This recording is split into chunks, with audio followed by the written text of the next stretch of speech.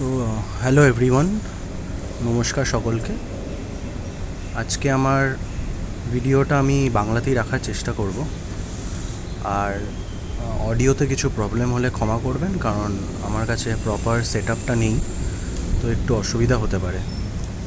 তো আজকের ভিডিওটা পুরোপুরি এসএনটি সিএসএসসির ওপর, এটা হলো Satyendranath Tagore civil service study centre, এটাকেই কেন্দ্র করে। এটার প্রথমেই বলে দিই, এইটা কোনো সরকারি চাকরি বা কিছু নয়। এটা একটি সরকারি সংস্থান, যেটা সল্টলেকের এনএসএটিআই বিল্ডিংয়ে হয়।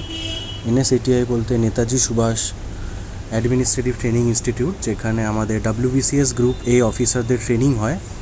সেই ক্যাম্পাসেই একটি বিল্ডিংয়ে, যেটাকে অ্যানেক্স বিল্ডিং বলা হয়, সেই বিল্ডিংয়েই এই সত্যেন্দ্রনাথ টেগোরের স্টাডি সেন্টারটা অবস্থিত। এইখানে এটা আমাদের পশ্চিমবঙ্গ সরকারের একটি অনুপ্রেরণা, পশ্চিমবঙ্গ সরকারের একটি ইনিশিয়েটিভ, যেটার মাধ্যমে পশ্চিমবঙ্গ সরকার প্রতি বছর যারা ইউপিএসসি অ্যাসপারেন্ট, যারা সিভিল সার্ভিসের জন্য প্রিপারেশন করছে বা যারা সিরিয়াস অ্যাসপারেন্ট, তাদেরকে সিলেক্ট করে একটি পরীক্ষার মাধ্যমে, এবং তাদেরকে এরা ট্রেন করে।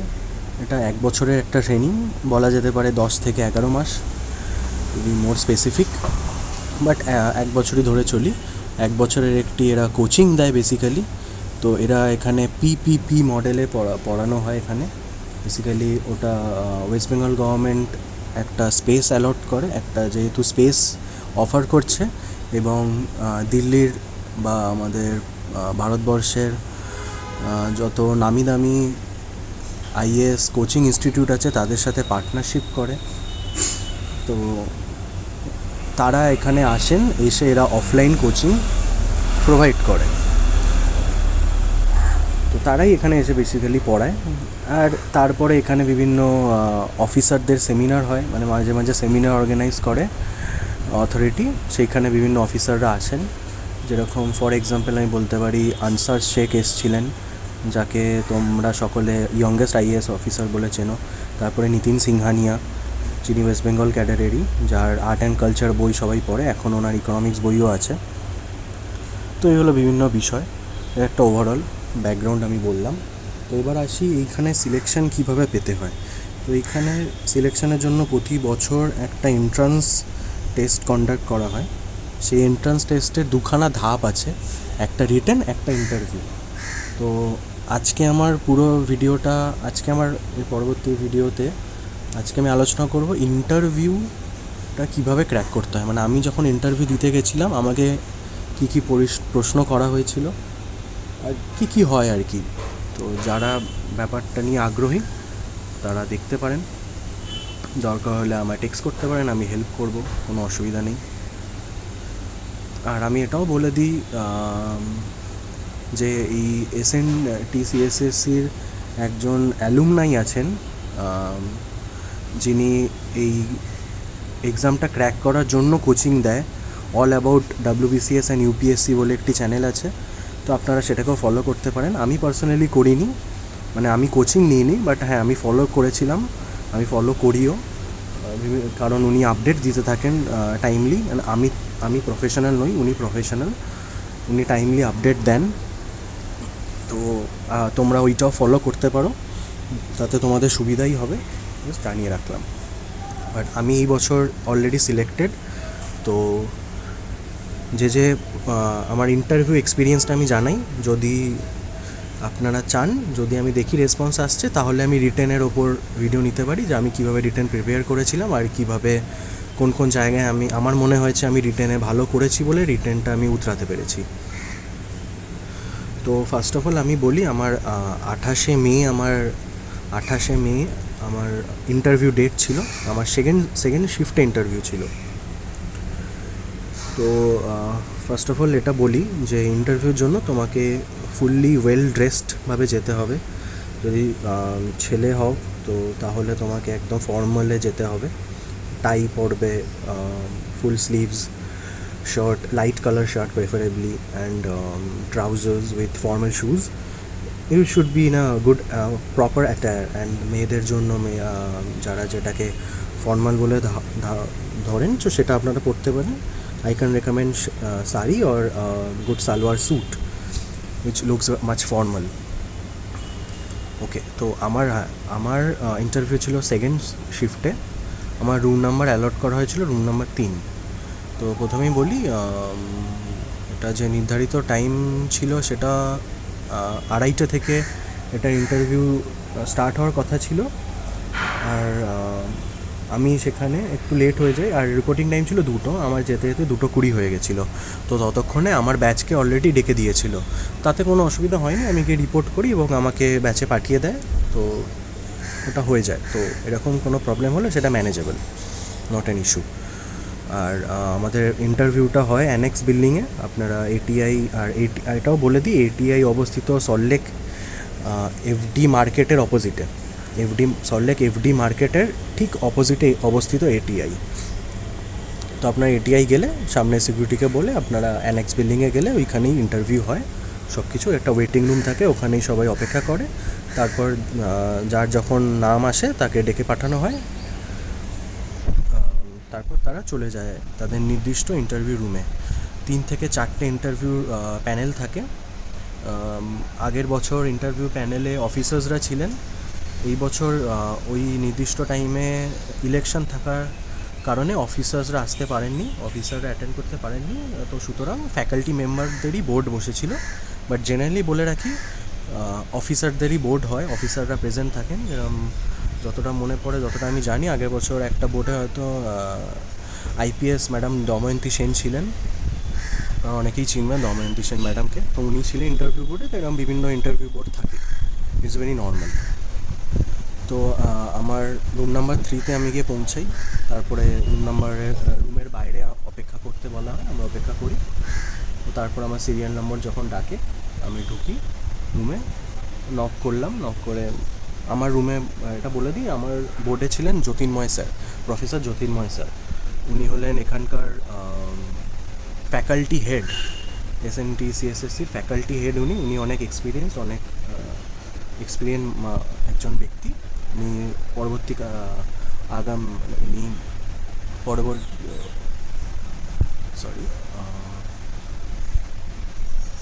নিজের জীবনে অনেক সিভিল সার্ভেন্ট তৈরি করেছেন, অনেকজনকে আইএএস আইপিএসের স্বপ্ন দেখিয়ে তাদেরকে সেই স্বপ্নের চূড়ায় পৌঁছিয়েছেন। তো আমার বোর্ড ছিলেন প্রফেসর জ্যোতির্ময় স্যার। তো আমার যখন নাম ডাকা হয় আমি নক করি গেটটা স্লাইডিং গেট ছিল, স্লাইড করে আমি পারমিশন নিয়ে আসার, sir may come in? Then sir বলে ইয়েস প্লিজ ডু। অ্যান্ড আমার পুরো ইন্টারভিউটাই ইংলিশে হয়েছে, এটাও বলে দিই। তো হ্যাঁ, তো যাওয়ার পর স্যার বললেন যে বসলাম। তারপর উনি আমার যেটাকে আমরা ড্যাফ বলতে পারি এখানকার, তো উনি ওটা একটা ফর্ম দেওয়া হয়, সেটাতে পুরো অ্যাকাডেমিক ডিটেলস অ্যান্ড সব কিছু ওখানে ফিল আপ করতে হয়। তো উনি ওটা দেখলেন, দেখে প্রথমেই জিজ্ঞেস করলেন আমার নামের মানে, what is the meaning of your name. তো আমি এক্সপ্লেন করলাম আমার নামের মানে, ওটা বললাম। তারপরে উনি নেক্সট প্রশ্ন করলেন আমার গ্র্যাজুয়েশন সাবজেক্টের ব্যাপারে। তখন আমি বললাম আমার graduation subject English literature honours. I did my graduation in English literature from Calcutta University. And he asked me about master subject. আমি বললাম আমি স্নাতকোত্তর করেছি সাংবাদিকতা ও জ্ঞান জ্ঞাপনে যাদবপুর বিশ্ববিদ্যালয় থেকে। তো তারপরে একটু এরকম উনি একটু পজ নিয়ে কথা বলেন। তো উনি ড্যাফটা চেক করছিলেন, তারপরে বললেন যে কেন জিওগ্রাফি অপশনাল নেবে, তোমার গ্র্যাজুয়েশন ইংলিশে সাহিত্যে, তোমার তারপরে তুমি একজন সাংবাদিক হিসেবে কাজ করেছো, তারপরে তুমি ইংলিশে কেন নেবে, তুমি জিওগ্রাফিতে কেন নেবে, ইংলিশে কেন না? তখন আমি ওনাকে আমার রিজনসগুলো বললাম যে কেন আমি জিওগ্রাফি চুজ করব, কেন আমি কমফোর্টেবল, আমি একটা লজিক্যাল রিজনিং দিলাম। উনি মাথা নাড়ালেন, বুঝলাম যে ঠিক আছে। তারপরে আমাকে এবারে আমি বলে দিই, যেহেতু আমি সাংবাদিকতার ছাত্র, আমার ইন্টারভিউটা অনেকটাই সাংবাদিকতার ওপরে ছিল। তো এটা ধরে নেওয়া যেতে পারে তোমার যেটাতে স্নাতক আছে সেইটার ওপরেই হয়তো তোমার ইন্টারভিউটা বেস করে। এবার এটা বোর্ডের ওপর ডিপেন্ড করে। তো আমাকে তারপরে জিজ্ঞেস করলো তুমি কি নিউজ পেপার পড়ো? আমি বললাম যে হ্যাঁ। কোন নিউজ পেপার পড়ো? বললাম আমি ইন্ডিয়ান এক্সপ্রেস পড়ি। তো তারপরে জিজ্ঞেস করলো তুমি কি টিভি দেখো? তো আমি বলি যে না, আমার বাড়িতে তো টিভি নেই, কিন্তু আমি সব কিছু আমার ফোনেই দেখতে পাই। যে টিভি চ্যানেলগুলো নিজেদের ডিজিটাল প্রেজেন্সে আছে, আমি তাদেরকে ফলো করি। So yes, I follow TV news, I follow those TV channels, but not on TV, but on my own smartphone. So তারপরে জিজ্ঞেস করলো তোমার প্রিয় সাংবাদিককে, who is a favourite journalist. তখন আমি বললাম নাম। তারপরে উনি বললেন যে আমি কি বিবিসি ফলো করি? তখন আমি বললাম যে আমি বিবিসি ফলো করি, কিন্তু রেগুলার বেসিসে আমি ফলো করি না। আমি কিছু ইম্পর্টেন্ট ইন্টারন্যাশনাল নিউজ বা ইম্পর্টেন্ট ন্যাশনাল নিউজ হলে বিবিসিটা আমি ফলো করি। তাতে আমার ওয়েস্টার্ন ইনক্লাইন্ড ওপিনিয়নের বেসটা তৈরি হয়, যে ওয়েস্টার্ন ওয়ার্ল্ড কীভাবে ভাবছে ইন্ডিয়ার ওপর এই বিষয়টা নিয়ে। তো এগুলো আমি বললাম। তারপরে জিজ্ঞেস করলেন যে তুমি তোমার ফেভারিট এডিটর কে, বা কার লেখা তোমার পছন্দ, ইত্যাদি এইসব আমি উত্তর দিলাম। তারপরে উনি বললেন যে আমাদের দেশের যে গভর্নমেন্ট নিউজ এজেন্সিজ আছে, গভর্নমেন্ট নিউজ প্রোভাইডার আছে, তাদের মেরিট এবং ডিমেরিট এটা আমাকে বলতে বললো। তো আমি বললাম আমাদের সরকারের যেটা দূরদর্শন আছে, বা তোমার প্রসার ভারতী যেটা আমাদের দূরদর্শন আছে, অল ইন্ডিয়া রেডিও আছে, আমি বিস্তারিত এগুলোর বিষয়ে কথা বললাম, এবং আমি সেটা প্রবলেমটা আলোচনা করলাম। এবং প্রবলেমটা আলোচনা করার পর সেই প্রবলেমের একটা সলিউশনও আমি বলে দিয়েছি সেটার সাথে, যে কী কী উন্নতি হতে পারে। এবং আমরা জানি যে কিছু কিছু দিন আগে আমাদের দূরদর্শনের লোগো চেঞ্জ হয়েছে, সেটা নিয়েও কিছু কন্ট্রোভার্সি হয়। সেটার ব্যাপারেও আমাকে জিজ্ঞেস করা হয়, আমি সেটার যথাযথ উত্তর দিই। কন্ট্রোভার্সির উপর বেস না করে একজন সাংবাদিকতার ছাত্র হিসেবে যে যতটা বলা উচিত ততটা আমি বলেছি। তারপরে উনি একটু কারেন্ট অ্যাফেয়ার্সের উপর চলে এলেন। তারপরে আমার 28 তারিখে যেহেতু ইন্টারভিউ ছিল, প্রবাবলি 26 তারিখে সাইক্লোন রেমাল এসেছিলো। তো সেটার বিষয়ে উনি আমাকে জিজ্ঞেস করলেন যে তুমি কি জানো যে সাইক্লোন এসেছিলো আগের দিন? বললাম যে হ্যাঁ স্যার, সাইক্লোন এসেছিলো, কিন্তু আগের দিন না, তার আগের দিন এসেছিলো। আর কালকে আগের দিন সেটার উপরে, সেটা যেটু ডেস্ট্রাকটিভ যে মেজার্সগুলো হয়েছে সেটার উপর কাজ করা শুরু হয়েছে। তখন আমাকে জিজ্ঞেস করলো কতগুলো ক্যাজুয়ালিটি রিপোর্ট হয়েছে। তখন আমি বললাম যত সম্ভব সেটা 9টা ক্যাজুয়ালিটি ছিল। তারপরে উনি জিজ্ঞেস করলেন যে ক্যাজুয়ালিটি রিজন কী ছিল। তো আমি ক্যাজুয়ালিটি রিজন বললাম যে মেনলি ইলেকট্রিকিউশনেই মারা গেছেন, বেশিরভাগ লোকেরা ইলেকট্রিকিউশনেই মারা গেছেন। তো উনি আমায় তারপরেই জিজ্ঞেস করলেন যে তুমি একজন আইএএস অফিসার হিসেবে এই ইলেকট্রিকিউশন মেজারটাকে কীভাবে ট্যাকেল করবে, কীভাবে লোকেরা ইলেকট্রিকিউশন হওয়ার থেকে বাঁচবে। তো আমি সাজেস্ট করলাম, যেহেতু আমি সল্টলেকের বাসিন্দা, তো আমি বললাম যে স্যার আমাদের সল্টলেক বা নিউ টাউন এরিয়াতে আমাদের ইলেকট্রিসিটি চলাচলের মাধ্যমটা হলো মাটির নিচ থেকে, আন্ডারগ্রাউন্ড থেকে আমাদের ইলেকট্রিক লাইন যায়। তাই জন্য এরকম কোনো ক্যালামিটি এলে, এরকম কোনো ডিজাস্টার হলে আমাদের ইলেকট্রিক লাইনটা এফেক্টেড হয় না। মানে লোডশেডিংও খুব রেয়ার হয়, আমাদের ইলেকট্রিক পোল পড়ে যাওয়া বা ইলেকট্রিকিউশন হয় অনেক দূরের কথা। তো আমি সাজেস্ট করলাম যেসব জায়গাগুলোতে আমাদের ট্রান্সমিটার সিস্টেমগুলো আছে, সেই ট্রান্সমিটার সিস্টেমগুলোকে আমরা যদি আন্ডারগ্রাউন্ড করে দিতে পারি, তাহলে এই সমস্যা থেকে সমাধান হওয়ার একটি চান্স থাকে। যেখানে যেখানে সম্ভব সেখানে সেখানে আমাদের ইতিমধ্যেই এই কাজটি করে ফেলা উচিত। অ্যান্ড আমি এটাও সাজেস্ট করলাম যে আমাদেরকে আরও আমাদের নাগরিকদেরকে প্রধানমন্ত্রী সূর্যঘর যোজনার উপলক্ষে এনকারেজ করা উচিত যে তারা যেন সোলার প্যানেল ইউজ করা শুরু করে। তো এটা একটা প্রবাবল সলিউশন আমি বললাম, এই দুটো প্রবাবল সলিউশন আমি বললাম। তো তারপরেই আমার ইন্টারভিউ শেষ হয়ে গেল। তো আমি থ্যাংক ইউ বললাম। তারপরে আমার ডকুমেন্ট ভেরিফিকেশান হলো সেম রুমেই, পাশে স্যার ছিলেন। তো উনি ডকুমেন্টটা আমার ভেরিফিকেশান করলেন। তো তারপর আমার ইন্টারভিউ এন্ড হয়ে গেল। পুরো ইন্টারভিউটা হতে হয়তো অ্যাপ্রক্স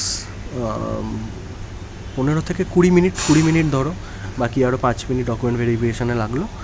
তো ধরে নাও 25 মিনিট ধরে আমি রুমটার মধ্যে ছিলাম। তো এটাই আমার ওভারঅল এক্সপিরিয়েন্স। আর এখন ইলেকশনের রেজাল্ট বেরোনোর 3-4 দিন পরেই লিস্ট বেরোয়, সেখানে ফার্স্ট লিস্ট এ অর্থাৎ ফার্স্ট লিস্টেই আমার সিলেকশন হয়ে যায় এবং আমি গিয়ে অ্যাডমিশন নিয়ে আসি। আর এখন ছবিতে স্ক্রিনে আপনারা যে আই কার্ড এবং লাইব্রেরি কার্ডটা দেখছেন, এটা দেওয়া হয়, এটা প্রোভাইড করা হয়। ওরিয়েন্টেশনের দিন হয়তো এটা ভেরিফাই করবে, ছবি টবি লাগিয়ে নিয়ে যাব। So that's all for now. Thank you and best of luck for your upcoming exams and next year's SMT CSSC admission test. Thank you.